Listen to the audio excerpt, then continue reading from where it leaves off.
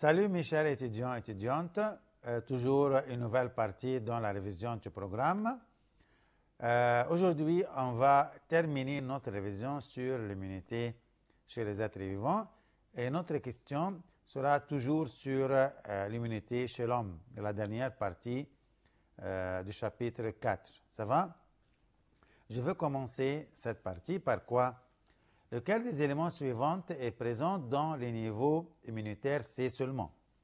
Regardez ici, les interférons ou les anticorps ou les stamines ou les lymphokines. Regardez ici, oui, A et B et C et D. Il y a une cellule bactérienne. On a quoi? Des niveaux d'immunité chez l'homme. On a 4 niveaux A et B et C et D. Et la cellule bactérienne, ça va? La question est très facile quand même. Regardez bien ici. Voilà, bien. Quelle est la réponse correcte? Bien sûr, ce sont les quoi? Les anticorps. Parce que simplement, c'est-à-dire on a surmonté les quoi? Première ligne. Et deuxième ligne, maintenant, les bactéries là se trouvent dans le sang. Ça, c'est le rôle de quoi? Des cellules plasmocytes qui pour former les quoi? Les anticorps. Bien. La question est très facile et très claire. La question suivante, c'est quoi? Regardez la figure là. La figure là, c'est quoi? Le schéma montre une des étapes de l'immunité acquise. Et deux, le schéma qui répond. Quelle est la matière A et quelle est la matière répond. Quelle est la matière A? Est-ce que ce sont les cytokines ou la perforine ou les lymphokines ou les toxines lymphatiques? Bien sûr, quelle est la réponse? La réponse correcte sont les quoi? Les toxines lymphatiques. Pourquoi les toxines lymphatiques? Bien sûr, pourquoi?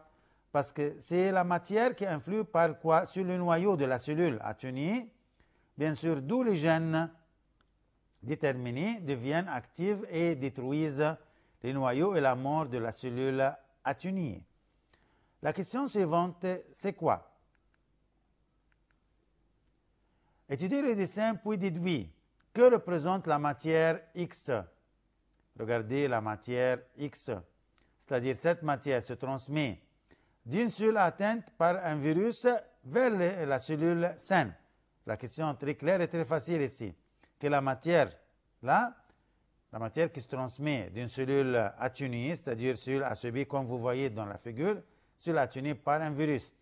Et l'autre cellule, c'est une cellule saine. Il y a une matière qui se transmet de la cellule malade vers la cellule saine. C'est quoi? Les interleukines ou les interférons ou les chymokines ou les stamines. Quels sont? C'est une question très facile et très claire, bien sûr. C'est quoi? Ce sont les interférons qui se dirigent de quoi? De la cellule atténuée vers les cellules saines pour les stimuler à quoi? À que la cellule saine peut chercher ses moyens d'immunité pour se défendre contre ce mauvais visiteur, ce qui est bien sûr les virus. La question suivante. Quel est le rôle immunitaire effectué par les cellules atténuées des virus? Le contenu génétique ARN à l'intérieur du corps quoi? Humain. Regardez les questions. Sécrète des matières protéiniques alerte les cellules voisines saines ou sécrète des enzymes qui tuent les pathogènes dans les cellules ou produisent des matières chimiques toxiques à l'être pathogène ou quoi? Facilite les cellules B plasmiques à former de quoi? Des anticorps. Regardez, le virus, il y en a des virus que ARN, c'est-à-dire ARN, c'est-à-dire il peut même changer souvent son code. Les virus là sont dangereux. Bien, on a un moyen qui quoi? Qui stimule les cellules saines de quoi? De se préparer contre cette infection. Bien sûr, c'est quoi? La réponse, c'est sécréter des matières protéiniques alerte les cellules voisines saines, bien sûr, sont les quoi? Les interférons pour stimuler les cellules saines pour chercher ces moyens de défendre contre ce être pathogène. La question suivante, c'est quoi? Laquelle des cellules suivantes, leur nombre n'augmente pas chez une personne atteinte de cancer? Bien. Les cellules tueuses naturelles ou les cytotoxiques ou les cellules B ou les cellules T auxiliaires n'augmentent pas chez une personne atteinte de cancer. Bien sûr, c'est quoi? Ce sont les cellules quoi? B. Pourquoi ça? J'ai besoin d'expliquer ça. Parce que simplement, les cellules cancéreuses se forment par l'activité de certaines cellules et elles ne sont parmi l'immunité quoi cellulaire. Les cellules B n'ont pas de rôle, ça. Si les cellules B n'ont pas de rôle. TA seulement qui active les cellules tueuses naturelles et les cytotoxines qui attaquent les cellules cancéreuses. Les cellules B ici n'ont pas de rôle pour se défendre contre le cancer chez l'homme. La question suivante, c'est quoi? Quelle est la matière dont sa sécrétion indique l'intégralité entre l'immunité humorale et l'immunité à médiation cellulaire ensemble? Question simple, facile et directe. Est-ce que ce sont les cytokines ou les lymphokines ou les interférons ou les histones? Ça va comme ça? Oui, ce sont les quoi? Oui, regardez bien les cytokines. Je vais expliquer ça simplement, s'il vous plaît. Simplement pourquoi? Parce que les histones sont les quoi? Deuxième ligne de défense, sont sécrétés par le mastocyte, n'ont pas de relation avec l'immunité humorale. En même temps, les interférons sont sécrétés par les cellules atteintes vers les cellules saines, c'est-à-dire deuxième et troisième ligne de défense. Les lymphokines ne sont pas de matière immunitaire, mais inhibent, c'est-à-dire diminuent un peu l'immunité après l'élimination des microbes. Mais l'immunité humorale, l'immunité à médiation cellulaire est la réponse du système immunitaire pour détruire les microbes, et les cytokines est la matière qui active les deux immunités. Active le cellules TH et TC et bien sûr indiqué encore et B et encore les macrophages. Les cytokines là ont un rôle très très important chez nous.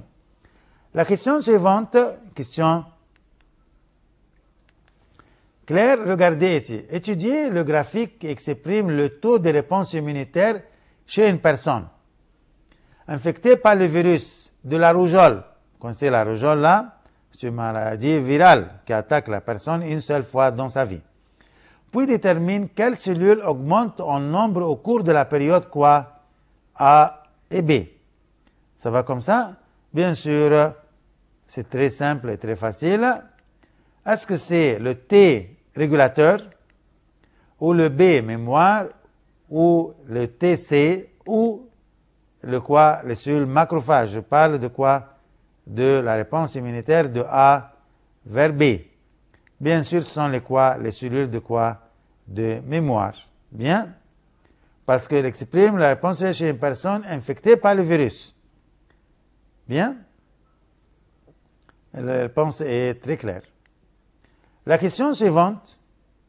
Toutes les cellules suivantes jouent un rôle commun dans l'immunité humorale et médiation cellulaire, sauf les cellules quoi? Les macrophages ou le TH ou le quoi? Le TC, bien sûr, ou le quoi? Le TH, c'est une question répétée, excusez-nous. C'est on déjà pris, bien sûr, c'est quoi? C'est le TC. Les cellules ici jouent un rôle commun dans l'immunité humorale, le TC. Bien. La question suivante, dans quelle courbe les symptômes de la maladie apparaissent? On a deux courbes, B et quoi? Et E. Bien. Dans quelle courbe les symptômes de la maladie apparaissent? C'est quoi? C'est le M seulement, courbe M, ou le L seulement, ou M et L ensemble, ou aucune courbe soit non courbe B ou courbe quoi? L, on cherche quelle courbe les symptômes de la maladie apparaissent. Bien sûr, sont le cas de quoi? De M.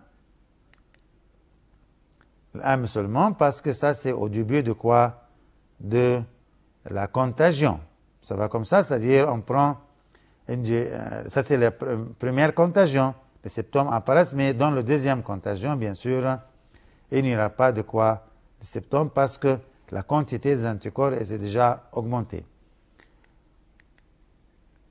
La question suivante, des cellules immunitaires qui restent de longue durée dans le sang. Quelles sont ces cellules?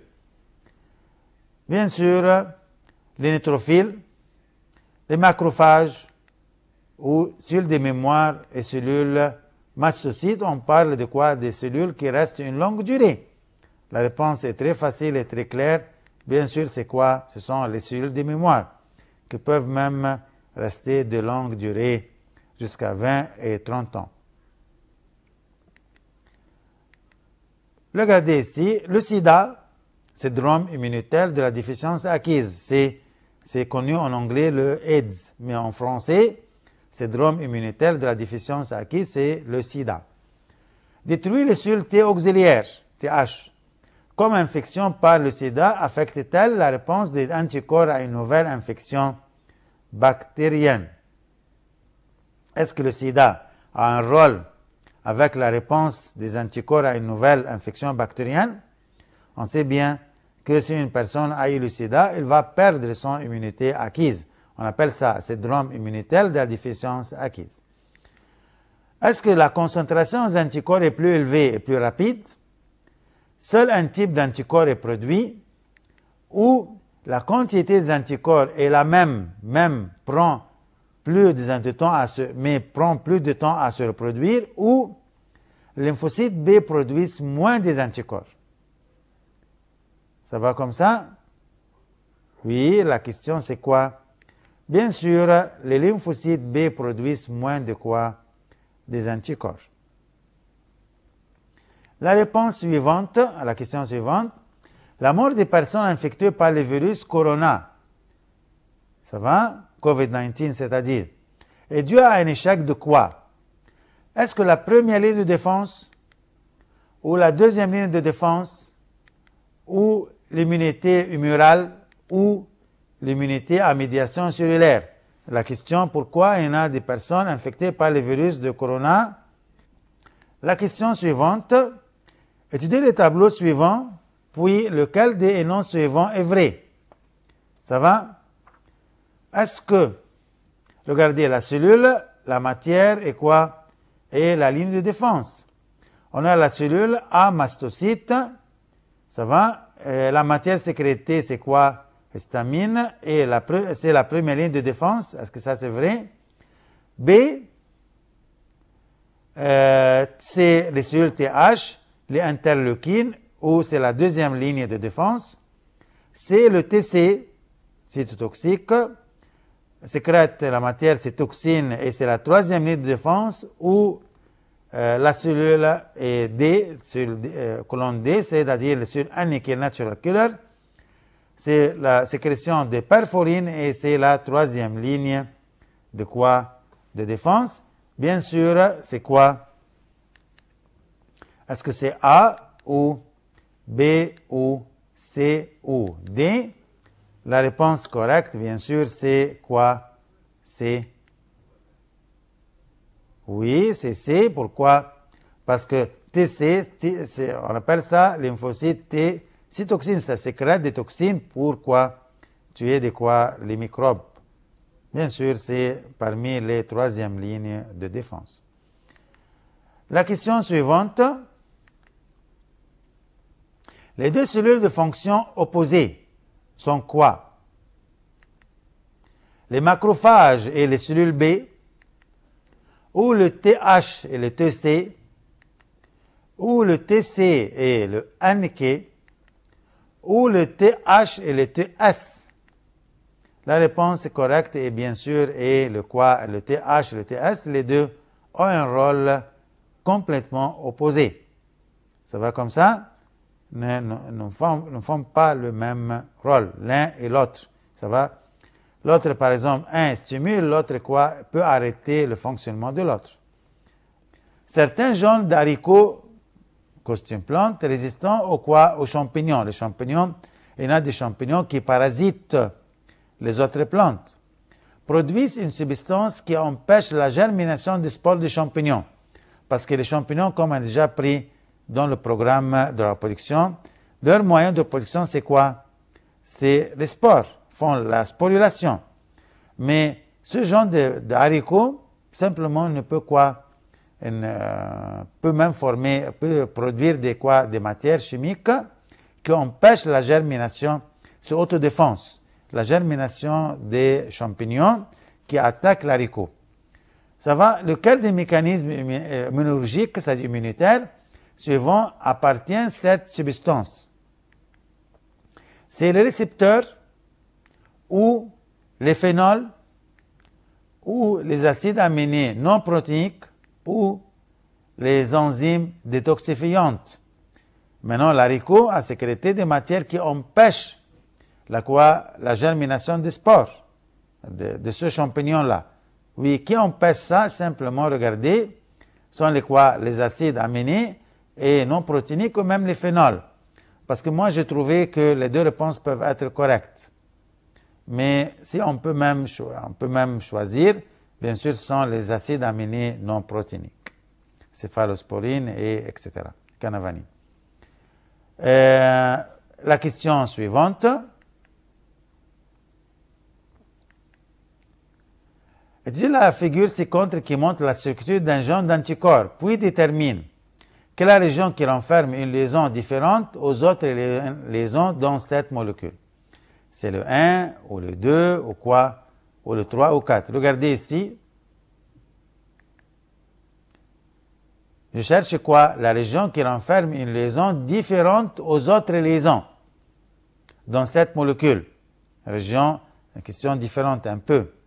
On cherche ici la région qui forme une liaison différente aux autres liaisons. Bien sûr, c'est quoi? C'est numéro 4 parce que simplement les autres font des liaisons entre les acides aminés, etc., etc. Même dans le site de complémentaire, mais on cherche une liaison différente, c'est la liaison sulfureuse, bien sûr, entre les deux chaînes lourdes. Bien. Quelle est la forme des gousses de pois résultant du traitement des fleurs avec de la poudre de graines de pollen en solution d'éther? Ça va? Bien sûr, c'est une matière qui incite l'ovaire. Regardez bien la question. On va avoir des graines vides, des gousses vides de graines, ou plus longs, ou plus volumineux, ou simplement peu de graines. Qu'est-ce qu'on a fait? On a mis la poudre de graines de pollen de solution d'éther sur cette plante. Les gousses peuvent être vides de graines, ou plus longs, ou plus volumineux, c'est-à-dire plus grandes, ou peu de graines. Quelle est la réponse correcte? Bien sûr, on appelle ça, c'est quoi? Simplement, c'est la parthénocarpie. Regardez, la parthénocarpie artificielle. On peut avoir des graines ou des gousses vides de graines. Ça va comme ça? La question suivante, c'est quoi?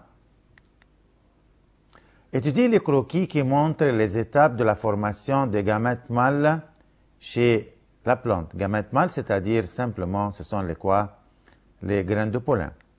Regardez le croquis de gènes, puis l'opération 1 va donner des cellules N, puis opération 2 va donner des cellules N, qui à la fin va donner opération 3 qui donne des graines de pollen. Quelle est la question? Regardez. Quel est le but de l'opération 2? Regardez l'opération 2, c'est-à-dire on a commencé par une cellule N qui va donner encore des cellules N qui subit une opération 3 qui va donner des graines de pollen. C'est une question très importante, ça. Quels sont notre choix? Premièrement, la réduction de la matière héréditaire, c'est-à-dire pour diminuer le nombre de matières héréditaires, regardez bien l'opération 2. Deuxième point, la duplication de la matière héréditaire, est-ce que ça c'est vrai? Troisième point, la division du noyau de microspore et sa distinction. Quatrième point, c'est l'épaississement de quoi? De l'enveloppe de graines de pollen pour sa protection. L'opération 2. Bien sûr, regardez bien, quelle est la réponse? La réponse, bien sûr, c'est quoi? La division du noyau du microspore et sa distinction. Pourquoi? Parce que le noyau du microscope va se diviser pour donner deux noyaux, toujours N, et noyau pollinique et noyau reproducteur, et ça existe dans les graines de pollen. Très bien, regardez la question suivante. Quel est le point de ressemblance entre les graines de fèves et les fruits graines de riz? Graines de fèves sont des plantes de quoi? Sont parmi les plantes dicotylédones. Et le riz, c'est parmi les plantes monocotylédones. Ça va comme ça? Faites attention de ça. On cherche quoi? Le point de ressemblance. Premièrement, regardez la question. Renferme un micropyle à travers lequel passe l'eau lorsque la germination, ça va? Bien sûr, l'existence des micropiles se trouve pour faire entrer l'eau, bien sûr. Deuxième point, l'embryon se nourrit sur l'endosperme lorsque la germination, est-ce que les deux graines renferment l'endosperme, oui ou non? On doit réfléchir. Si l'embryon se nourrit, la nourriture conservée dans les cotylédones, c'est-à-dire dans les deux cotylédones, lorsque la germination, est-ce que les deux graines renferment les deux cotylédones ou l'origine de l'enveloppe qui les entoure? Regardez bien, réfléchissez bien, bien sûr, la réponse c'est quoi? C'est renferme un micropyle parce que le micropyle existe dans les deux formes de graines, soit la fève ou soit même le riz. Il renferme un micropyle à travers lequel passe l'eau lorsque quoi? La germination. Question très importante. Regardez la question suivante.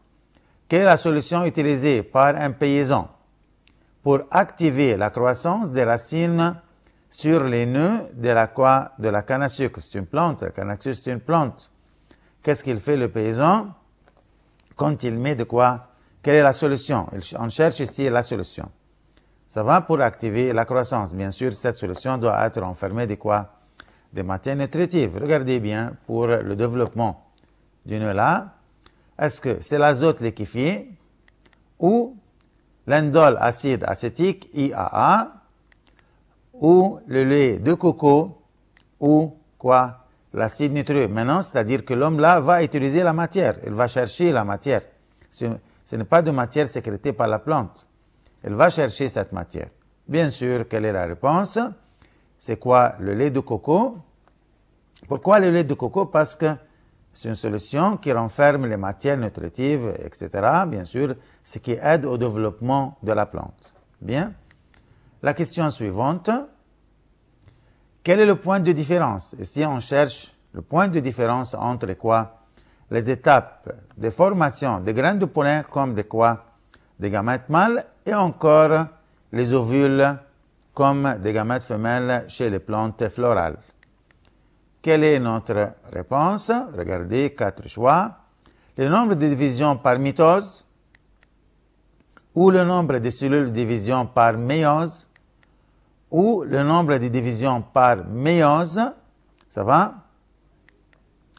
Quatrième point, l'arrangement de l'occurrence de la division par mitose et par méiose.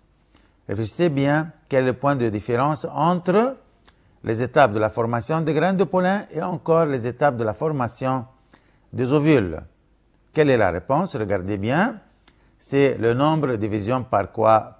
Par mitose, parce que ce nombre-là diffère d'une cellule à l'autre qui se déroule dans les organes femelles, diffère bien sûr qui se roule dans...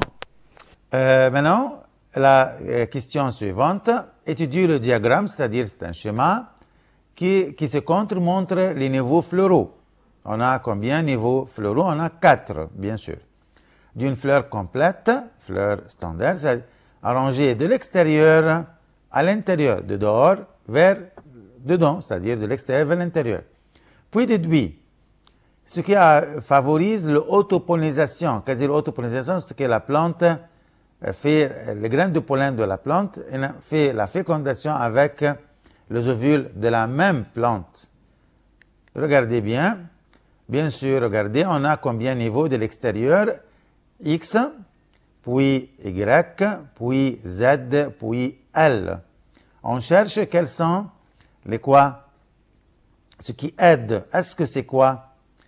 X protège les composants internes, ou Y attire les insectes, ou C, L devient mûr avant Z, ou bien sûr, Z et L deviennent mûrs quoi en même temps. On cherche ici quoi? L'autopollinisation. Ça va? C'est-à-dire, on a besoin